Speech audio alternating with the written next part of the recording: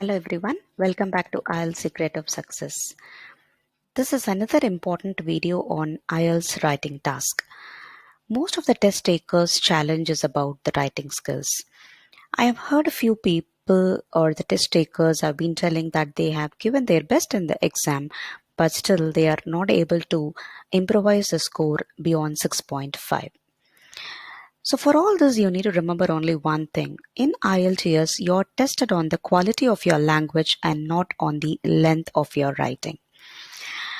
And I would recommend you to be equipped with the full information on the criteria and on what basis your responses are evaluated by the examiners.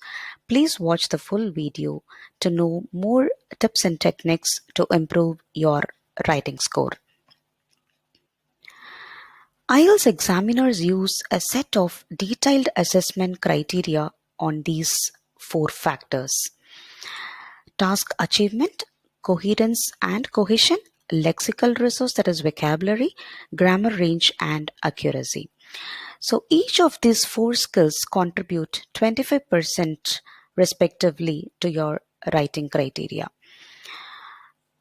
And remember one thing here, the criteria what we are discussing here is common for both academic and general exam and also for both the task of your writing skill.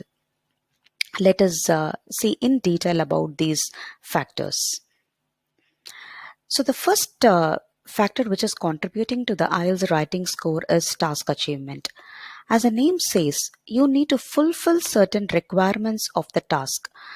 So you can remember and consider two things in the task achievement. Number one is you should be writing the minimum required number of the words. For the task one, you need to write minimum of 150 words, and task 2 you need to write minimum of 250 words. If your writing responses are short of these minimum words, obviously you can expect a reduction in the score. And the second part of the task achievement, I would say, you need to address all parts of the question. For example, you're asked to give some example and share your opinion. It need to be recorded in your response. So make sure you answer to all the questions of the writing task 1 and 2. So this contributes to 25% of your writing score. Coming back to the next factor, coherence and cohesive devices. So to understand this is very simple. Cohesive devices are nothing but the connecting words in English. Say, if you're presenting an idea, if you're sharing some information in your writing, so your ideas need to be well connected and it need to be neatly paragraphed and everything to be structured well. So how can you logically link your ideas? So for that, we need the cohesive devices. Knowingly or unknowingly, we are using the cohesive devices, but please ensure you're doing it appropriately. You should not overuse it as well as you should not underuse it. For example, moreover, in addition to, furthermore, however, whereas, similarly, consequently, subsequently, eventually, there are more connecting words in English which will help you to put forth your ideas so that the reader will be able to understand your content without any much effort. One example of this cohesive device you can see here. There are advantages of eating fast food such as low cost and convenience. However, there are health problems that must be considered. So if you look at this example statement, the first statement, you're giving an information about eating the fast food, and the second statement is a contradictory statements to your first idea.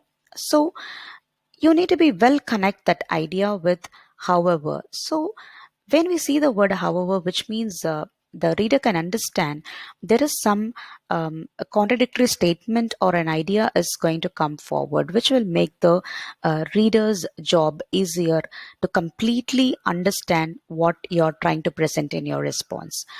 So once you start using the cohesive devices, if you use it efficiently, it will actually make your writing coherent. So, coherent in the sense your writing should be logically structured. There must be a standard structure, the way how you present, which should be very much understandable from the reader's point of view. This factor contributes to another 25% to your writing score. When you look closely into this band description, uh, for scoring the minimum band of 7, you see the cohesive device uses a range of cohesive devices appropriately, although there may be some under or overuse. To achieve a band of 7, usage of cohesive devices should be very much appropriate. You should use it in the required places, but there may be some rare underuse and the overuse of the words. If you could look at the band 8, see the description for the coherence and cohesion. Manages all aspects of cohesion well, which means it has been used wisely and appropriately. Why we are getting the low band score? You can see here what is described for the band score of 6. Uses cohesive devices efficiently, but there are some faults. There are some mistakes in the usage of the cohesive devices. So this will give you a clear idea how this coherence and cohesion will contribute to your score of writing. So the third factor which we need to be focusing is about the vocabulary. When you talk about the vocabulary, consider 3 important tips. Always try to avoid the repetitive words. Even though you use a very good vocabulary or the phrases in your writing, if you keep repeating it in your responses, obviously it is going to diminish your score. At the same time, try to use some uncommon words. When I say uncommon words, like for example, very importantly, if you want to use a phrase, large number of, you want to indicate something more number of. So instead of using large number of, which is a very common word, you can use plethora of. So it is an uncommon word to indicate the plenty of, more number of. So that will give the this feeling to the examiner that the test taker has got a wide knowledge about the vocabulary skills in the language. And also try to learn some new words and use sophisticated words as much as possible in your writing. So vocabulary contributes to another 25% of the writing score. Finally, to look at the last factor, grammar range and accuracy. So, as you're tested for the English language, obviously your writing should be free from grammatical errors. Start from the tense errors or prepositions, and you should also take care of the spellings. So, how much ever the wrong spelling you have, the score again you have a possibility of getting a less score. And another important factor in the accuracy is please take care of the punctuations at the right places. Another important tip I wanted to give you here in the grammar range. Try to use variety of sentence structures, particularly use more of a complex sentences in your writings. The more you add complex sentences, you are showcasing to the examiner that you are well aware of the language and you have the flexibility of using the variety of sentence structures, so which would obviously help to boost your score.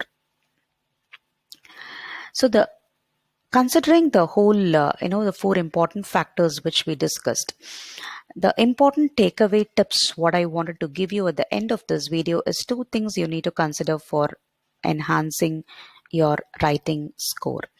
Number 1, the checklist. Please ensure all the factors what is discussed in this video. At the end of your writing, you need to take care whether all these checklists are addressed properly in both task 1 and task 2. And another important tip I would say, please proofread your writing before submitting in the exam. There may be some unknowingly you would have committed some mistake. there are some in some places you feel you wanted to add some good vocabulary to it, and you missed some connecting words, you wanted to add some cohesive devices.